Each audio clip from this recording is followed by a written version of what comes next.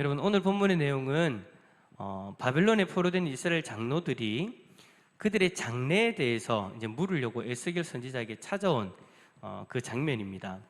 근데 여러분, 장로들이 찾아와서 여호와 하나님의 뜻을 물으려고 왔지만 하나님은 자신의 뜻을 알려주지 않으세요. 자신의 뜻을 그들에게 보여주시기보다는 오히려 그것에 대해서는 얘기를 하지 않겠다라고 얘기하시면서 오늘 우리가 읽었던 3절 이후의 말씀에 뭐를 얘기하시냐면 이스라엘의 죄악을 폭로하십니다. 너희는 이런 존재다 라는 것에 대해서 이야기를 하시는 거예요. 자, 그렇다면 여러분, 도대체 이스라엘이 하나님 앞에 어떤 죄를 지었길래 하나님 그들이 질문하는 것은 대답하지 않으시고 오히려 그들의 죄에 대해서 이야기하시는 것일까? 한번 좀 두 가지가 있는데 한번 살펴보도록 하겠습니다. 첫 번째는 따라서 해볼까요? 애굽에서 지은 죄. 5절부터 8절까지의 내용의 말씀이 뭐냐면 애굽에서 지은 이스라엘의 죄를 폭로하시는 거예요. 하나님은 이스라엘에게 애굽 땅에서 그들을 인도하여 젖과 꿀이 흐르는 땅으로 인도하시겠다라고 그렇게 약속을 하셨는데 애굽 땅의 종으로 사는 이스라엘 백성들로서는 이 소식이 엄청난 희소식이죠. 그죠?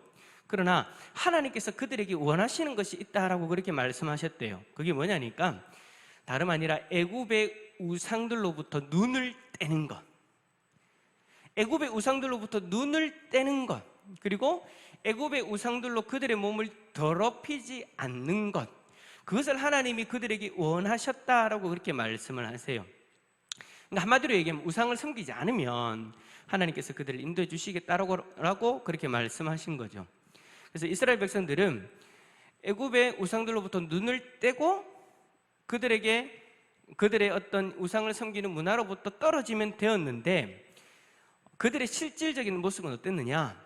애굽의 우상들로부터 눈을 떼지 못해요. 하나님만 바라보기를 원하셨는데 눈을 떼서 하나님께로 집중하기를 원하셨는데 이스라엘 백성들은 그렇게 하지 못했다라는 거예요. 여러분, 바라본다라는 것은 어떤 의미가 있냐면 그냥 쳐다보는 것을 이야기하는 것이 아니라 그것에 마음을 둔다라는 거거든요. 그러니까 우상에게 마음을 두지 말고 하나님에게 마음을 둬라라고 그렇게 이야기를 했는데 말씀하셨는데 그들의 마음에는 하나님이 없었던 거예요. 그래서 우상들로부터 마음을 돌이키지 못한 거죠. 그것뿐만 아니라 우상을 섬기면서 온갖 가증한 죄악으로부터 그들의 몸을 더럽혔지만 그들의 삶을 돌이키지는 못하셨습니다. 그래서 하나님이 뭐라고 말씀하시냐면 그들의 모습으로 인해서 그들의 죄로 인해서 하나님이 진노하셨다라고 그렇게 표현하세요. 그래서 하나님은 자신의 그 진노를 이스라엘 백성들에게 쏟아붓기를 원하셨어요. 근데 결론적으로는 여러분, 우리가 잘 아는 것처럼 이스라엘 백성들이 애굽에서 나왔어요, 안 나왔어요? 나왔잖아요. 그죠? 그 말은 무슨 말이냐면 하나님이 진노하셨지만 그 진노를 백성들에게는 쏟지 않으셨다라는 거예요. 왜 그렇게 하지 않으셨을까요? 자, 우리 9절 말씀 한번 읽어보겠습니다. 9절입니다. 시작. 그러나 내가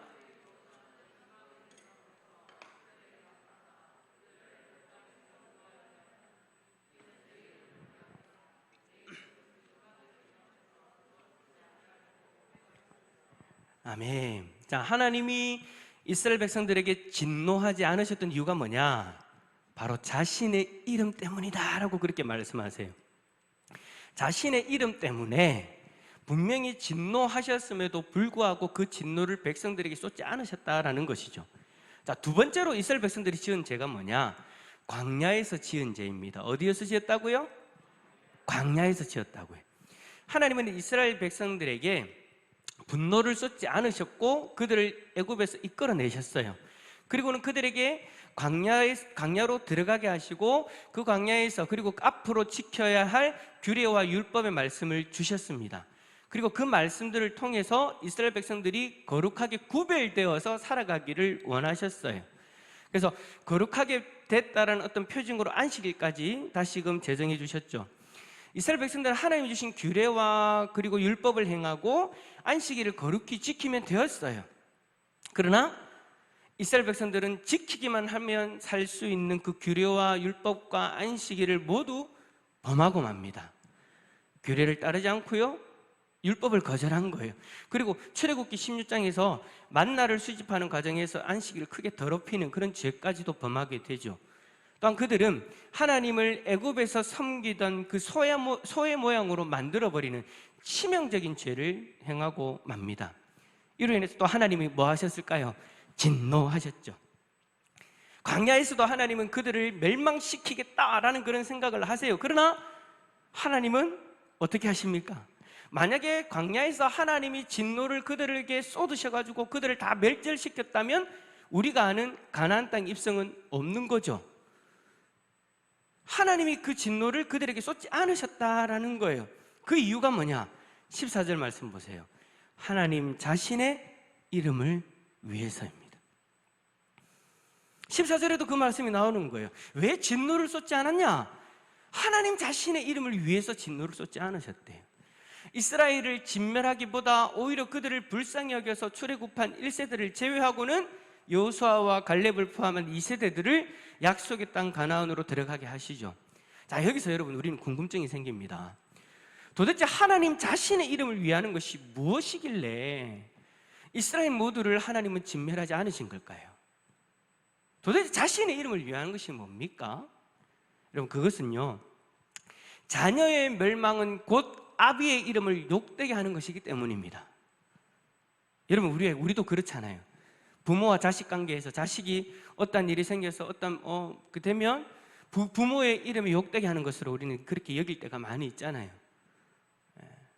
그래서 혹시나 자녀가 안 좋은 일이 있어서 어떤 그런 일이 있을 때 부모는 그 자리에 안 가려고 하죠.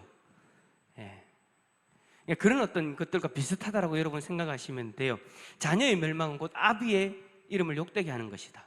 여호와께서 만약에 자신의 백성인 이스라엘 백성들을 이방인들이 보는 앞에서 당장 그들이 보는 앞에서 멸절해 버리셨다면 아브라함과 모세를 통해서 주셨던 그 언약을 끝까지 지키지 못하는 신으로 낙인 찍히고 말아버리는 거예요.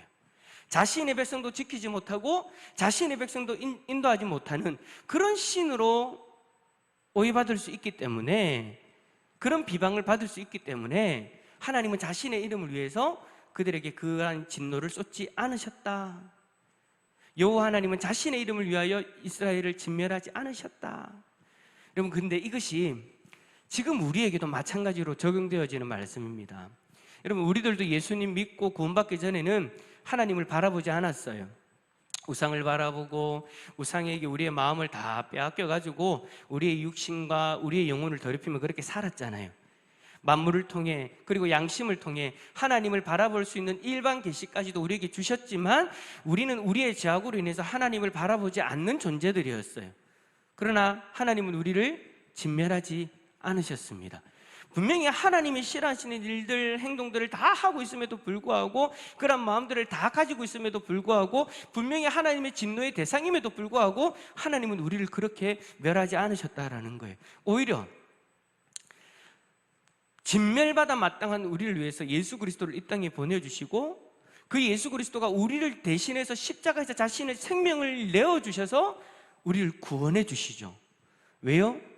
저는 오늘 말씀과 관련이 있다고 생각되어집니다. 바로 하나님 당신의 이름을 위해서입니다. 왜냐? 하나님은 분명히 우리에게 말씀하셨거든요. 아니, 성경에 분명하게 기록하셨거든요. 하나님은 하나님의 선택하신 백성이 있다라고. 창세전에 이미 하나님의 선택하신 백성이 있고 그들을 반드시 하나님 백성으로 회복시킬 것이다라고 그렇게 약속하셨는데, 만약에 하나님께서 그것을 이루지 못하고 하나님의 선택한 백성들에게 진노를 쏟아서 그들을 멸절시켜버린다면, 우리를 멸절시켜버린다면, 하나님은 하나님의 백성으로 선택하신 그들조차 구원하지 못하는 하나님으로 인정되기 때문이에요. 그래서 하나님의 이름을 위해서 하나님은 참으셔서 지금 이 순간 우리를 구원하셔서 우리를 이 자리에 앉게 하신 줄 믿습니다. 또한 구원받은 우리들이 여전히 하나님 앞에서 범죄할 때에도 우리를 버리지 아니하시는 이유는 뭐냐? 그것도 마찬가지라는 거예요. 하나님의 이름을 위해서인 거예요.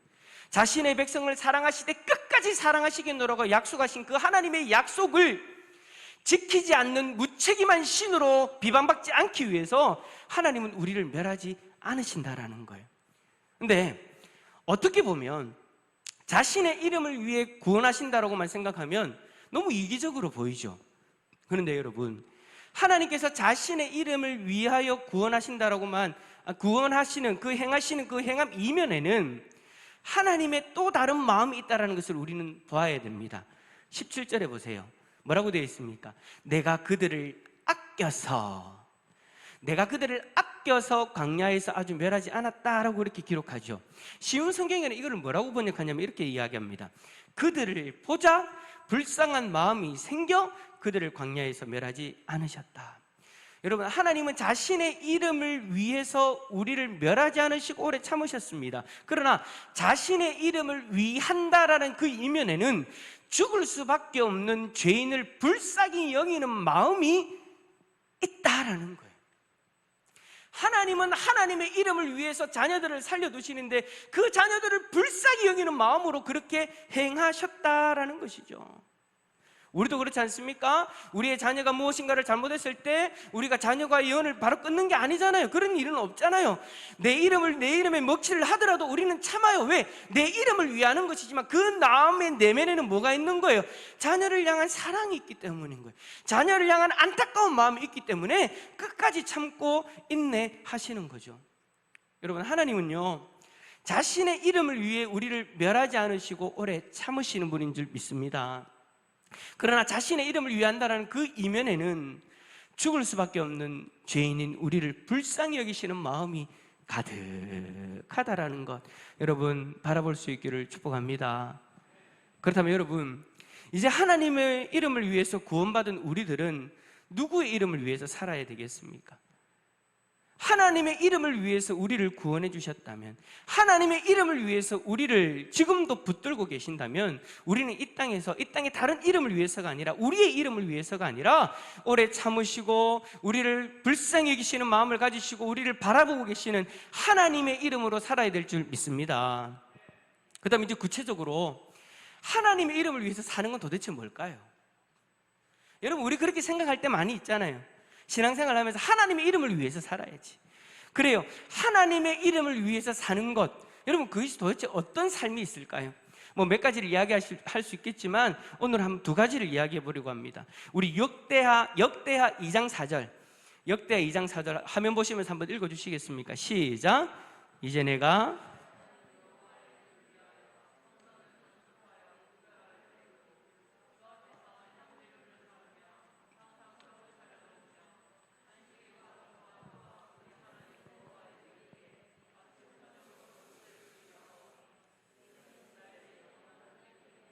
아멘. 자, 이 말씀은 누가 한 말씀이냐면 솔로몬이 성전을 건축할 때 한 말이에요.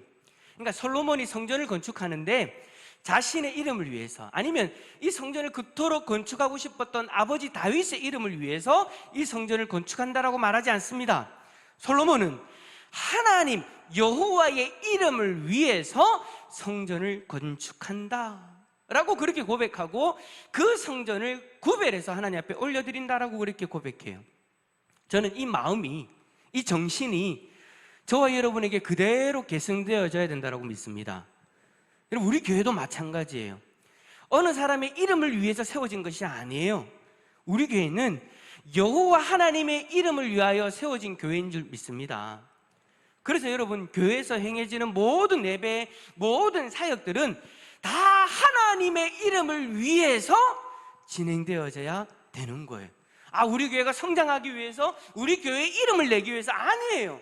어느 장로님들의 이름을 내기 위해서 아니에요. 목사의 이름을 내기 위해서 아니에요. 우리는 여호와 하나님의 이름을 위해서 예배를 드리고 여호와 하나님의 이름을 위해서 사역해야 되는 줄 믿습니다.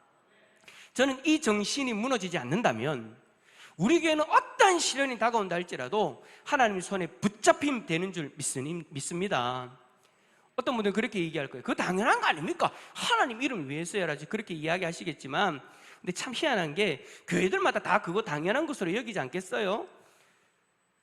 근데 가만히 보니까 수많은 교회들이 하나님의 이름을 위하지 않는 모습으로 변질되다 보니까 교회들이 어려움을 경험해요. 교회가 쓰러지기도 해요. 하나님의 이름을 위해 지어진 교회이고 하나님의 이름을 위해 사역하는 교회라면 절대적으로 하나님의 이름을 위해 교회가 운영되어야 될 줄 믿습니다. 근데 어느 순간 하나님의 이름을 위해서가 아니라 사람의 이름을 위해서, 사역자의 이름을 위해서, 성도들의 이름을 위해서 운영되어지기 시작하니 교회가 여러분 분열되기 시작하는 거예요. 문제가 생기기 시작하는 거예요. 저는 지금까지 사역하면서 그런 교회들 너무나도 많이 봤어요. 그래서 여러분, 우리는요 철저하게 교회를 생각하는 나의 말과 그리고 생각이 하나님의 이름을 위한 것인지 아닌지를 우리는 살펴볼 수 있어야 됩니다. 이게 중요한 것은 하나님의 이름을 위한 것이다 라고 그렇게 생각하는 것에 대한 명확한 근거가 있어야 됩니다. 여러분들이 생각하는 하나님의 이름을 위한 것이다라는 것들이 있잖아요, 그죠? 그런 일들이 있고 그런 모습들이 있고 그런 사역들이 있잖아요, 그죠? 근데 여러분, 그 주장이, 그 생각이 어디에서 근거하냐라는 거예요.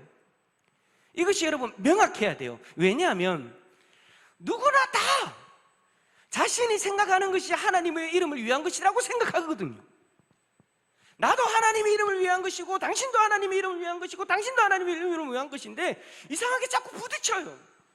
여러분, 교회가 왜 문제가 생기냐고요?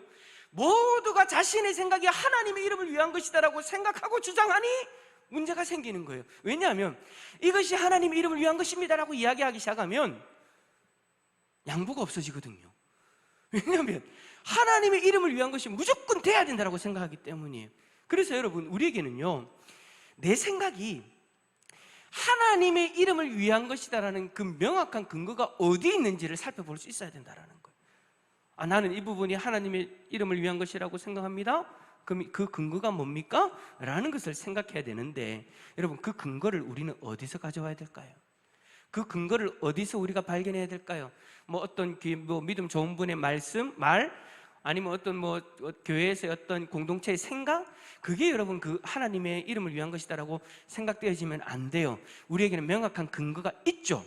뭡니까? 바로 하나님의 말씀인 줄 믿습니다. 하나님의 말씀을 통해서 하나님은 이러한 부분들을 원하시니 이 모습이야말로 하나님의 이름을 위한 것이다라는 그러한 명확한 말씀을 통해서 근거가 세워져야 되고, 그 말씀을 통해서 발견되어지는 하나님의 이름을 위한 것이라면 우리는 순종할 수 있어야 되는 것이죠. 아멘이십니까? 아멘이십니까? 하나님의 이름을 위하여 교회가 건축되었으니 하나님의 이름을 위하여 교회가 사역하고 운영되어야 되는 것이 마땅한 줄 믿습니다. 우리 교회는 언제나 하나님의 이름을 위하여서 예배드리고 하나님의 이름을 위해 사역할 수 있기를 간절히 소망합니다. 그 하나님의 이름을 위한 그 근거는 분명하게 하나님의 말씀을 통해서, 그리고 그것을 통해서 우리 교회가 하나 되어질 수 있기를 간절히 소망합니다. 그리고 여러분, 두 번째로 우리가 한번 생각해 볼 만한 것은 사도행전에 나오는 모습입니다. 사도행전에도 여러분 보면은 하나님의 이름을 위하는 것이다 라고 소개되어지는 모습이 있어요. 자, 그들이 누구냐? 바로 사도들이죠. 사도행전 5장 14절 한번 읽어봅시다. 시작.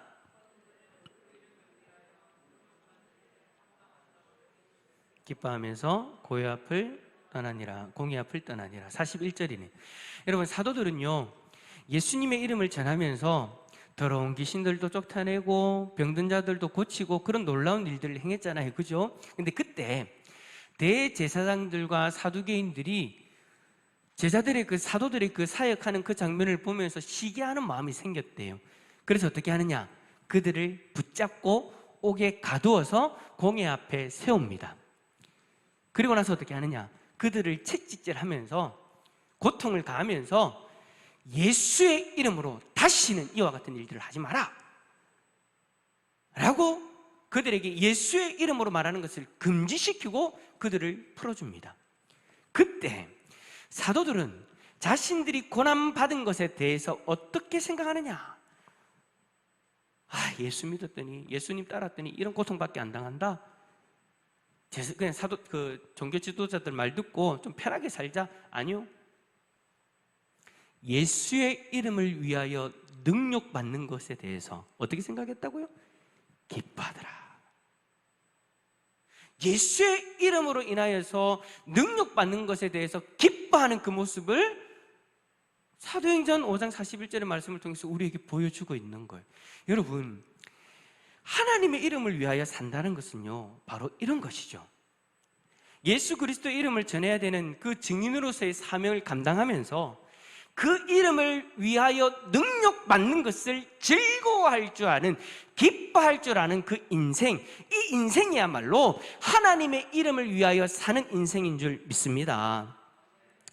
우리는요, 앞으로 예수 그리스도의 이름을 위하여 더 많은 능력을 받게 될 거예요. 지금도 그렇잖아요. 예전에도 그랬고 지금은 더 심해졌잖아요. 벌써부터 여러분 코로나19로 인해서 여러분의 직장 그리고 믿지 않는 가정에서 얼마나 많은 능력들을 받고 있습니까? 이전에는 그러지 않았는데 이제는 교회 가는 것조차 눈치 보이잖아요. 예수님을 믿는다는 것 자체가 눈치 보이는, 그래서 예수님 믿는다, 교회를 계속해서 가고 있다, 예배를 계속 드리고 있다 하면 온갖 능력들의 그 말들, 그런 행동들을 당하게 되잖아요. 그런데 주님의 증인의 사명을 감당하기 위해 예수님을 믿어라, 교회 가자, 앞으로 우리가 그런 그들에게 이 말을 꺼내게 되어지면 이제 앞으로 더 어려움들을 경험하게 될지도 모릅니다. 이 현실 앞에서 여러분 얼마나 상심하고 많이 힘들어하고 있습니까? 또 얼마나 더 힘들어하게 될까요? 이제 앞으로는 이런 능력들을 더 많이 경험하게 될 거예요. 그런데 여러분, 사도행전 말씀을 통해서 우리가 발견하게 되는 게 뭡니까? 우리는 이런 능력들을 두려워하는 존재가 아니라는 거예요. 이런 능력들을 두려워해서는 안 된다라는 거예요. 우리는 사도들의 신앙을 본받아서 이런 능력을 인해 더 기뻐해야 되는 사람들인 줄 믿습니다. 왜냐하면 내가 지금 능력을 받는다라는 것은 내가 지금 예수 그리스도의 이름을 위하여 살고 있다는 것이 드러나는 것이기 때문이에요. 할렐루야. 여러분, 예수 그리스도의 이름을 위해서 살면은요, 우리는 이 세상에서 외면당하고 능력당하는 게 당연한 거예요. 그 당연하다는 이야기를 누가 하셨어요? 예수님이 하셨잖아요. 예수 믿는 사람으로서 살아가면 지금 당하고 있는 일들을 당연히 당하게 되어지는 거예요. 그게 당연한 거예요. 그런데 만약에 우리의 삶 가운데에서 예수 그리스도의 이름을 위하여 받는 능력이 사라져 버렸다면 여러분, 왜 그런지에 대해서 좀 깊이 한번 고민해 볼 필요가 있습니다. 그 이유가 뭐냐? 어느 순간 예수 그리스도의 이름을 위한 삶을 사는 것을 멈춰버렸기 때문일 수 있기 때문에, 어느 순간 예수 그리스도의 증인으로서의 삶을, 예수 그리스도의 이름을 위한 삶을 멈춰버렸기 때문에 그 능력이 사라져버릴 수도 있기 때문이라는 거예요. 예수 그리스도의 이름을 위한 삶이 뭡니까? 저는 오늘 말씀을 통해서 증인으로서의 삶을 사는 것이라고 저는 믿습니다. 근데 만약에 그 삶을 멈추었다면 예수님의 이름을 위하여 받는 능력이 여러분의 삶 가운데에서 사라져 버렸을 거예요. 그래서 어느 순간 예수 그리스도의 이름을 위해서가 아니라 세상과 타협하면서 그렇게 살아가고 있을 수도 있겠죠. 저는 오늘 저녁에 우리가 하나님 앞에서 찬양하고 기도하면서 우리의 삶을 한번 좀 돌아봤으면 좋겠습니다. 나는 과연 하나님의 이름을 위하여 살아가고 있는가? 이 질문 앞에서 나는 과연 어떤 삶을 살고 있는지 한번 좀 진지하게 돌아봤으면 좋겠다라는 거예요. 하나님은 하나님의 이름을 위하여서 우리를 구원해 주셨는데 나는 과연 누구의 이름을 위하여 살고 있는가? 그래서 오늘 저녁에 다시금 주의 이름을 위해서 살아가는 복된 하나님의 백성으로 회복되어질 수 있기를 예수 그리스도 이름으로 축원합니다.